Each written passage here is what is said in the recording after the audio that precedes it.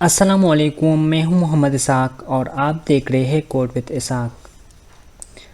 इस वीडियो में हम लाइक और रेगुलर एक्सप्रेशन फंक्शंस के बारे में बात करेंगे कि हम इस स्केल के अंदर ये दोनों फंक्शन का इस्तेमाल कैसे करेंगे और ये बेसिकली है क्या।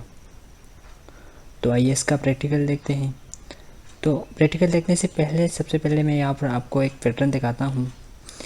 अगर हमें किसी भी टेबल के अंदर किसी एक करेक्टर के ज़रिए या किसी दो करेक्टर के ज़रिए किसी का डेटा तलाश करना है तो इसके लिए हम इस्तेमाल करते हैं लाइक और रेगुलर एक्सप्रेशन। तो इनका पैटर्न, लाइक का पैटर्न कुछ इस तरह आता है। अगर हम लाइक के अंदर यहाँ पर परसेंटेज का साइन लगाते हैं तो इसका मतलब यह हुआ कि ये फर्स्ट करेक्टर से स्टार्ट करेगा, कि यहाँ से हमें स्टार्ट करना है। अगर किसी भी नेम के अंदर फर्स्ट करेक्टर ए है तो यहाँ से स्टार्ट करेगा। और यहाँ पर अगर हमें सबसे पहले परसेंटेज का साइन लगाते हैं और बाद में करेक्टर लगाते हैं तो इसका मतलब ये आता है कि हमें इन का वैल्यू सेम होना चाहिए जो हम इसके अंदर लगाते हैं। और अगर हमें यहाँ पर परसेंटेज का साइन लगाना है और बाद में करेक्टर और बाद में इन में भी परसेंटेज का साइन लगाना है तो इसका मतलब ये हुआ कि हमें किसी भी जगह पर भी अगर वो करेक्टर मिले तो वो शो करके दिखाए। अब इसी तरह अगर हमें सबसे पहले करेक्टर ले, बाद में परसेंटेज का साइन ले और बाद में करेक्टर ले तो इसका मतलब ये हुआ कि जहाँ पर भी स्टार्ट का करेक्टर सेम हो और इन का करेक्टर सेम हो तो वो हमें दिखा दे।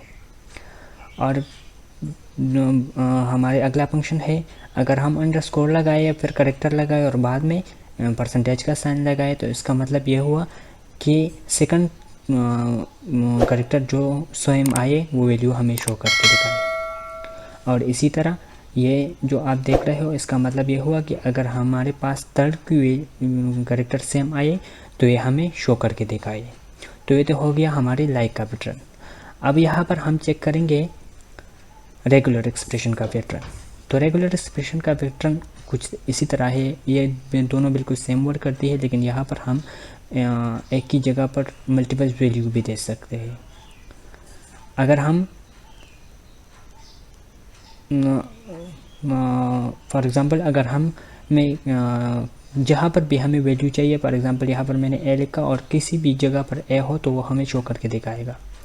इसके बाद अगर हमने ए लिखा और बाद में डॉलर का साइन लगाया तो इसका मतलब ये हुआ कि हमें इन वाली वैल्यू ए ज़रूर मिलनी चाहिए। इसी तरह हम अगर ब्रेसेस लगाए और इसके अंदर कुछ करेक्टर लिखे तो इसका मतलब ये हुआ कि हमें किसी भी बिटवीन की वैल्यू उठानी है। और इसके बाद अगर हम राउंड ब्रेसेस लगाए और इसके अंदर कुछ करेक्टर लिखे तो इसका मतलब ये हुआ कि हमें बिटवीन की जो भी वैल्यू हो वो हमें शो करके दिखाए। तो इसी तरह ये पैटर्न आप समझ सकते हो, ये आप गूगल क्रोम पर भी देख सकते हो। ये मैंने गूगल क्रोम से लिया है और एक पिक्चर तैयार किया है इससे, और W3 स्कूल से भी आप देख सकते हो इस पैटर्न को समझाने के लिए। और वहाँ पर आप इसे इजीली पढ़ भी सकते हो क्योंकि वहाँ पर इसका डिस्क्रिप्शन बहुत स्ट्रॉन्ग लिखा होता है वहाँ पर, तो आप इसे इजीली समझ सकते हो। तो अब हम इसका प्रैक्टिकल देखते हैं। तो सबसे पहले मैं गूगल क्रोम को ऑन कर रहा हूँ और यहाँ पर आप देख सकते हो हमारी फाइल ओपन हो चुकी है। अब यहाँ पर मैं टेबल पर क्लिक कर देता हूँ और यहाँ पर आप देख सकते हो हमारी यहाँ पर वैल्यू शो हो रहा है। स्केल पे क्लिक कर देता हूँ। यहाँ पर मैं लिख रहा हूँ वेयर नेम लाइक। यहाँ पर इन्वर्टेड कोड लेना है और इन्वर्टेड कोड के अंदर यहाँ पर हमें क्या करना है, यहाँ पर फॉर एग्जांपल मैं यहाँ पर लिख रहा हूँ एफओ और परसेंटेज साइज, सेमीकोलन लगाएं। अब इसे रन करके देखते हैं। तो यहाँ पर आप देख सकते हो हमारा पास करेक्टर फारूक में ऐप आता है, तो यहाँ पर हमें फारूक की वैल्यू शो हो रहा है। अब इसी तरह मैं दोबारा यहाँ पर आता हूँ और यहाँ पर नेम की जगह पर लिख देता हूँ नेम लाइक।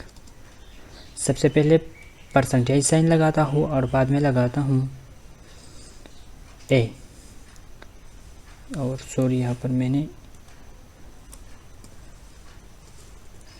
कोटेशन नहीं लिया है। अब आप इसे देख सकते हो, यहाँ पर हमारे पास ए की कोई भी वैल्यू नहीं है, तो यहाँ पर मैं टेबल पर क्लिक कर देता हूँ ताकि हमें वैल्यू की पता चले कि हमारे पास कौन सी वैल्यू आ रहा है। तो यहाँ पर मैं दोबारा कर लेता हूँ।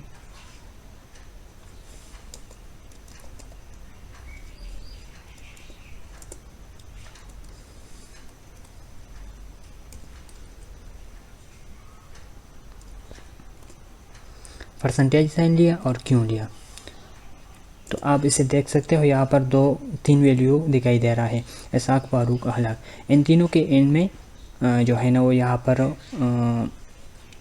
क्यों आ रहा है। अब अगर हमें इसके अंदर सेकंड वैल्यू देखना है, फॉर एग्ज़ाम्पल यहाँ पर मैं लिख रहा हूँ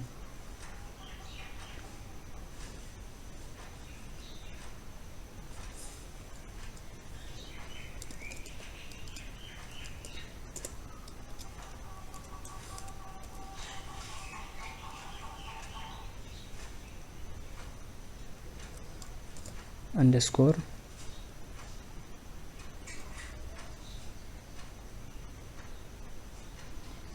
तो यहाँ पर हम क्या करेंगे, यहाँ पर आप देख सकते हो, यहाँ पर मेरा ऐसा शो हो रहा है क्योंकि इसका सेकंड वैल्यू एस है और वहाँ पर हमने लगाया है एस।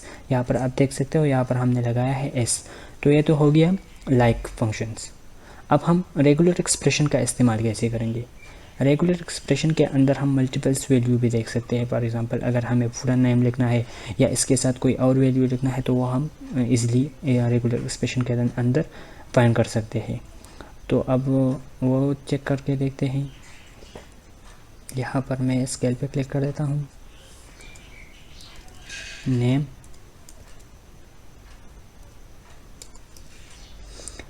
रेगुलर एक्सप्रेशन का यहाँ पर शॉर्टकट फॉर्म होती है REGAXP।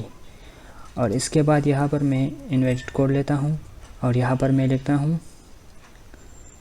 फॉर एग्ज़ाम्पल मैं ले रहा हूँ क्यों और $। तो यहाँ पर आप देख सकते हो $। का मतलब ये हुआ कि इनमें जो वैल्यू सेम आ रहे हो, तो यहाँ पर इन तीनों नेमों में क्यों सेम है। और यहाँ पर आप देख सकते हो कि तीनों वैल्यू यहाँ पर हमें शो हो रहा है।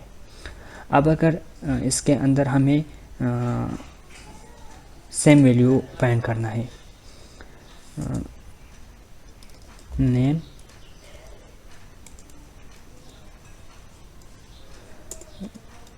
यहाँ पर मैं इन्वर्टेड कोड ले रहा हूँ और यहाँ पर मैंने लिखा P। तो यहाँ पर आप देख सकते हो, यहाँ पर हमें एक ही नेम शो हो रहा है, फारूक। तो यही तरीका है लाइक और रेगुलर एक्सप्रेशन यूज़ करने का। इंशाल्लाह हम नेक्स्ट वीडियो मिलेंगे। अपना ख्याल रखिए। खुदा हाफिज़।